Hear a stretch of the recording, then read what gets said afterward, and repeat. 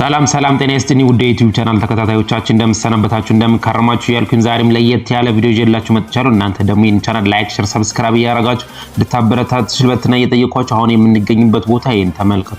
ታፔላው ወይም ምልክቱ አሳያችኋለሁ። እዚህ ቤት ውስጥ ማለት ነው መታችሁ በጣም አሪፍ አገልግሎት ነው የምታገኙት። እንደገና ደግሞ ለድግስ የሆነ ቦታ ልትሄዱ ካሳባችሁ እዛ ቦታ ይዛችሁት የምትሄዱ እቤት ቢዚ ሆናችሁ ማለት ነው መታችሁ ከዚህ ማዘዝ ትችላላችሁ። በጣም አሪፍ የሚጣፍጥ ምግብ ነው። ስለቀመስኩት ነው የምነግራችሁ ማለት ነው። የሚገኘው ይሄ ወደ ገርጂ ታክሲ መያዣው አለ ፊት ለፊት ወደ ገርጂ ታክሲ መያዣው አካባቢ ጋር ነው እየወጣን የምንገኘው። በሱ ጋር ቀጥታ ስትገቡ ቅድም ያሳየኋችሁን ታፔላ ወይንም ደግሞ ስሙን ታገኙታላችሁ። እዛ ቤት ውስጥ ነው የሚገኘው በብዛት እዛ አካባቢ። አሁን ገብቼ እንዳየሁት ከሆነ ዩኒፎርማቸው የሆነ የአየር መንገድ ይሄ ውስጥ እነሱን ያዩት ማለት ነው። የአረንጓዴ የሚለብሱት አለ በተለምዶ የፓይለቶች ልብስ የሚባል እነሱ ናቸው መሰለኝ። የነሱ ማህበር ሳይሆን አይቀርም እርግጠኛ ስላልሆንኩ ነው። ግን በጣም ነው የሚጣፍጠው።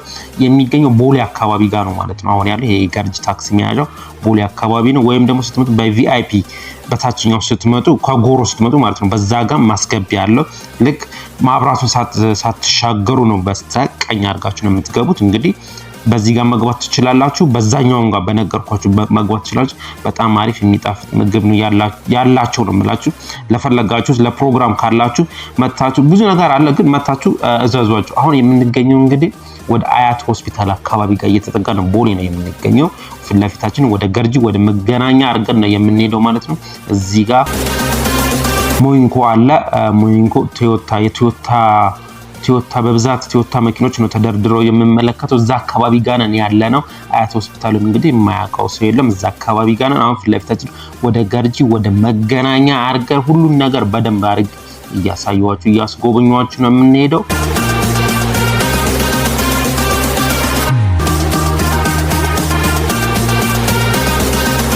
አሁን እየተቃረበን የምንገኘው ወደ ኢምፔሪያል ወይም ደግሞ ወደ ገርጂ ነው እንደነገርኳችሁ። በስተግራ በኩል አሁን እየተሰራ አዲስ አበባ ስቴዲየም አለ አይደል? እሱ እየተሰራ ያለበት የቆርቆሮ የታጠረው እሱ እየተሰራበት ያለበት ቦታ ነው። በነገራችን ላይ ደግሞ ትንሽ እንደተጠጋችሁ የሆነ የአትሌቲክሶች ማሰልጠኛ ነገር አለ። እሱ ወደ ገርጂ አካባቢ ጋር ማለት ነው። ይሄኛው እንግዲህ እንደምትመለከቱት ሽንት ቤትም አለበት። ይሄኛው የምትመለከቱት ፓርኪንግ ነው። ፓርኪንግና እንደገና ደግሞ መኪና ማቆሚያና ወይም ደግሞ ቻርጅ ማረጊያውን ነው የተመለከታችሁት ማለት ነው። በከተማችን ላይ አሪፍ የመጸዳጃ ቤቶች እንዳሉ ታስተውላላችሁ። በየቦታው በየዳሩ ከግሪኔራው ላይ አለ። በየግሪኔራው አካባቢ ጋር አለ ማለት ነው። አሁን ገርጂ አካባቢ ጋር ነን ያለነው። በላይኛውም በታችኛውም አርጋችሁ መሄድ ትችላላችሁ። አሁን እኛ በላይኛው በድልድዩ ላይ አርገን እየተጓዝን ነው የምንገኘው። ውሃ ልማት እንዳል በስተግራ በኩል ውሃ ልማት አለ። ገርጂ ኢምፔሪያል አካባቢ ጋር እዚህ አካባቢ በነገራችን ላይ ወደ 5 ነው ወደ 6 በጣም በዛ ያሉ ሆቴሎች ይገኛሉ። ከቦሌ ቀጥሎ እዚህ አካባቢ ጋር ሆቴል ታገኙ ትችላላችሁ። እንደገና ደግሞ 22ም ሆቴል አለ ወደ ቦሌ አካባቢ ጋር የሚቀርባችሁ ማለት ነው። የምንመለከተው ወደ ገርጂ የሚያስኬደውን አስፋልት ያየን ያለ ነው ማለት ነው። እዚህ አካባቢ እንደነገርኳችሁ ሆቴሎች አሉ። 22 አካባቢ ሆቴሎች በብዛት ይገኛሉ። ቦሌ አካባቢ ለኤርፖርት ቅርብ የሆነው ነው እየጠቆምኳችሁ ያሉት። መገናኛም አካባቢ ሆቴሎች ኢንተርናሽናል ሆቴሎች ነው የምነግራችሁ አሉ ማለት ነው።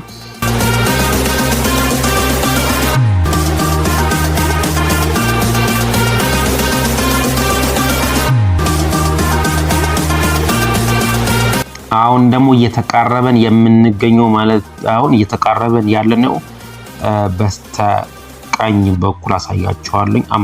አንበሳ ጋራጅ ወይም ደግሞ የአንበሳ አውቶቡሶች ማዳሪያ እሱን ስምሪት የሚሰጥበትን ቦታ ጋር ነው። እንግዲህ አሁን ይሄኛው ድልድዩ ወደ 24 እና ወደ ገርጂ ወደ ማብራት ኃይል የሚያስኬደውን ይሁላችሁ። አንበሶቹን ተመለከትኳችሁ ያያችኋቸው ይመስለኛል ወደ ውስጥ ማለት ነው።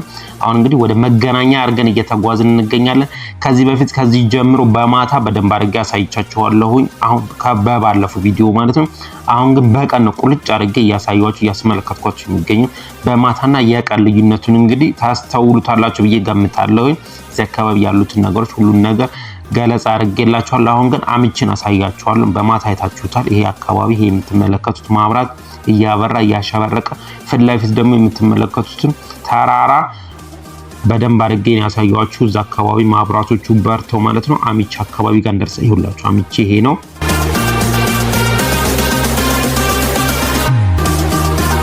አካባቢ አፓርታማዎች ይገኛሉ፣ የመኖሪያ ቤቶች አሉ። ወደ ውስጥ እንገባ ስትሉ በጣም አሪፍ ቪላ ቤቶች ሳይኖሩ አይቀሩም። ይሄኛው በስተቀኝ በኩል ማለት ነው የምትመለከቱት ነው። አምቼ ማለት ይሄኛው ነው የመኪና መገጣጠሚያ በኢትዮጵያ ውስጥ የሚገኘው አሪፉ መገጣጠሚያ ነው። መገናኛ አካባቢ ጋር ነው የሚገኘው። በጣም ታዋቂ ነው። አሁን እንግዲህ እየተጠጋንና በድልድዩ ላይ አድርገን ወደ 4 ኪሎ የሚያስኬደውን አስፋልት ይዘን እኛ የምንሄደው እዚህ አካባቢ የክፍለ ከተማ ዘርፈሻዋል የነበረበት ትምህርት ቤት ጋር ዘርፈሻዋል ነበር። ይሄኛው የካ ክፍል ማለት ቦሌ ክፍለ ከተማ ያለበት ቦታ ወደዚህ ባሳያችሁ አስፋልት ወደ እግዚአብሔር በምታስኬደው አስፋልት ነች። ይሄኛው ነው እንግዲህ ቦሌ ክፍለ ከተማ እዚህ ላይ ዘርፈሻዋል ትምህርት ቤት የነበረበት ቦታ ጋር ነው ይሄ የምትመለከቱት። እነኚህ መኪኖቹ ተደርድረው ወይም ደግሞ ባሶች የምትመለከቷቸው ቦታው ላይ ዘርፈሻዋል የነበረበት ትምህርት ቤት ነው። አሁን እንግዲህ የመኪና ስምሪት የሚሰጥበት ቦታ ይሄኛው ወደ ሴሚስ የሚያስኬደው አስፋልት ነው ፊት ለፊት የምትመለከቱት። ይሄኛው ደግሞ ዋናው መገናኛ ላይ ያለው ተርሚናሉ ነው እያያችሁ እየተመለከታችሁት ያላችሁ። ወደ ሁሉም ቦታ የምትሄዱት እዚህ ጋር መጣችሁ ነው። በላይኛው ደግሞ ወደ ኮተቤ የሚያስኬደው ነው። አሁን እንግዲህ እዚህ ዲያስፖራ አደባባይ የሚባልበት ቦታ አካባቢ ጋር የደረስነው። አሁን እንግዲህ ምን አደባባይ ስለሌለ ዲያስፖራ አደባባይ ወይም ደግሞ ዲያስፖራ መስቀለኛ መንገድ ሊባል ይችላል። ፊት ለፊት እንግዲህ የሚያስኬደው ወደ ጫካ ፕሮጀክት የሚያስኬደው ነው። ይሄኛው የካ ክፍለ ከተማው ነው። ይሄ ፊት ለፊት የምንመለከተው አስፋልት የምንመለከተው ፎቅ ማለት ነው።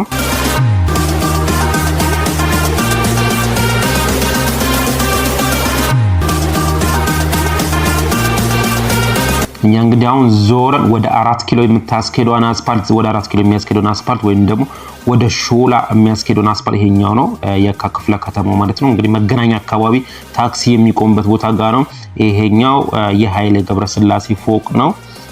ማራቶን ፎቅ ነበር የሚባለው አሁን ስሙን ካልቀየረ። አሁን ወደ የካ ሚካኤል አካባቢ ወደዛ አካባቢ ጋር ይወላችሁ የካ ክፍለ ከተማው ይሄኛው ነው። ወደ የካ ሚካኤል አካባቢ ወይም ደግሞ ወደ ሾላ አካባቢ ጋር እየተጠጋን ነው የምንገኘው። እዚህ ጋር ባስ ይቆማል። ባስ ብቻ ነው እዚህ ጋር የሚቆመው።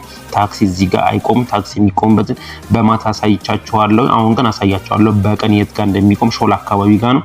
ስንደርስ እሱን በደንብ አድርጌ አሳያችኋለሁ። ወደ የካ ሚካኤል አካባቢ ጋር እየተጠጋን ነው የምንገኘው። የሚያሳየን ከሆነ መንገዱ በደንብ አድርጌ ወደ ላይ አሳያችኋለሁ። የካ ሚካኤል የማይታየን ከሆነ ግን እዚህ አካባቢ ጋር ነው ያለው። የካ ሚካኤል ወደ ላይ ስትወጡ በስተቀኝ በኩል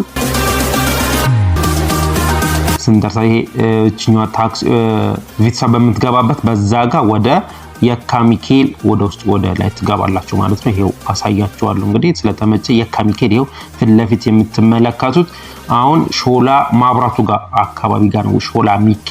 ሾላ ሚካኤል የካ ሚካኤል አካባቢ ጋር የምንገኘው። እዚህ ጋር ፖሊስ ጣቢያ አለ የሾላ።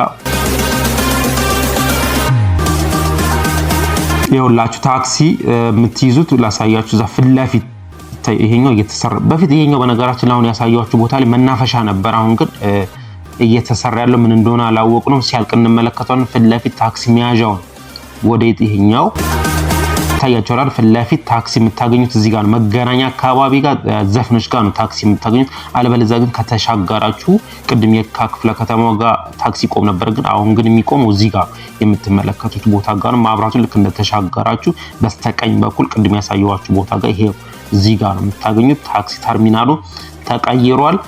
አሁን እንግዲህ ከሾላ ወደ 4 ኪሎ ወደ እንግሊዝ ኤምባሲ አካባቢ ጋር እየተጠጋን ነው የምንሄደው። ጉዟችንን እንግዲህ ወደፊት አድርገን እየሄድን እንገኛለን። የሚያማምሩ በጣም ደስ የሚሉ ቦታዎችን እያሳያችሁ እያስጎበኛችሁ እንደሆነ ተስፋ አደርጋለሁ። ይሄን አካባቢ እንግዲህ በማታ በደንብ አድርገን ያሳያችሁ። አሁን በቀን ነው ቁልጭ አድርጌ በማታ ማሳይቻችኋለሁ። በቀንም ልዩነቱን እንግዲህ ተመልከቱ። ይሄ አካባቢ ማታ ምን ይመስላል፣ ቀን ደግሞ ምን ይመስላል የሚለው በደንብ አድርገን እያየን እየተመለከትን የምንሄደው። የካ ጸበል እዚህ አካባቢ ጋር ነው የሚገኘው። ይሄ በሁለቱ ፎቆች መሃል ላይ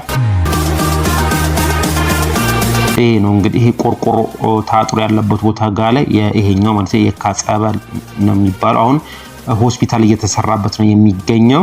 ወደ እንግሊዝ ኤምባሲ አካባቢ ጋር እየተጠጋን። እንግሊዝ ኤምባሲ ከመድረሳችን በፊት ግን አበቤ ሱቅ የሚባል አለ። አበቤ ሱቅ ደግሞ ይሄኛው ፎቁ አለ። ከፎቁ ቀጥሎ ግሪን ኤሪያ የሚታየኝ ከሆነ በደንብ አድርጌ አሳያችኋለሁ።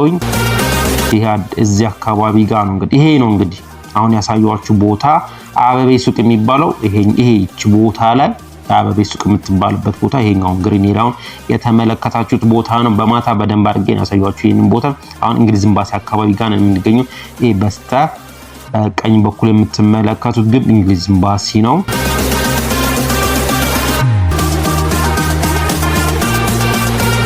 እዛ አካባቢ ብዙ ኤምባሲዎች ይገኛሉ። እንግሊዝ ኤምባሲ አለ።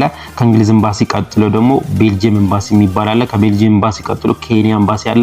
ከኬንያ ኤምባሲ ቀጥሎ ደግሞ ራሽያ ኤምባሲ አለ። እዚህ አካባቢ ያሉት ኤምባሲዎች እነኚህ ናቸው። አሳያችኋለሁ። ማብራቱን ከተሻገራችሁ በኋላ ነው። የእንግሊዝ ኤምባሲ በጣም ረዘም ያለ ቦታ ነው የያዘው። ልክ እሱን እንደጨረሳችሁ ቤልጂየም ኤምባሲ በስተቀኝ በኩል ያሉት እስከዚህ ድረስ እንግዲህ ቅድም ካሳየው ከአበቤ ሱቅ ጀምሮ እስከዚህ ድረስ እንግሊዝ ኤምባሲ ነው የሚገኘው። ይሄኛው ደግሞ ወደ ውስጥ ገባ ያለው ይሄኛው የምትመለከቱት ቤልጂየም ኤምባሲ ነው። ይሄ የምትመለከቱት ከዛ ቀጥሎ ደግሞ ኬንያ ኤምባሲ በአስፓልቷማ ይሄኛው አስፓልት አለ። ይሄኛው የምትመለከቱት ይሄኛው ወደ ልደታ ማርያም ተሰጥቷል። ይኸውላችሁ ኬንያ ኤምባሲ ይሄኛው ነው። እንደገና ደግሞ ይሄ የብዝሃ ህይወት የሚባል ይሄኛው እንግዲህ የመንግስት መስሪያ ቤት ነው። ከሱ ቀጥሎ ደግሞ ራሽያ ኤምባሲ አለ። ወደ ታች ስትወርዱ እሱንም ማሳያችኋለሁ። ይሄኛው ከዚህ ቀጥለን ልክ ስንዞር ራሽያ ኤምባሲ አለ። ከራሽያ ኤምባሲ ደግሞ ኮከበ ጽባ አለ ማለት ነው። አሁን ቀበና አካባቢ ጋር ነው የምንገኝ። ይሄኛው ራሽያ ኤምባሲ ነው። ከሱ ቀጥሎ ኮከበ ጽባ ነው የምንመለከተው። እንግዲህ ከቦሌ ጀምሮ እስከዚህ ድረስ እያሳያችሁ እያስጎበኛችሁ መጥቻለሁ። እናንተ ደግሞ ላይክ፣ ሼር፣ ሰብስክራይብ እያደረጋችሁ እንድታበረታችሁ በትና እየጠየቁኝ በሌላ ቪዲዮ እስከምንገናኝ ድረስ መልካም ጊዜ እመኝላችኋለሁ።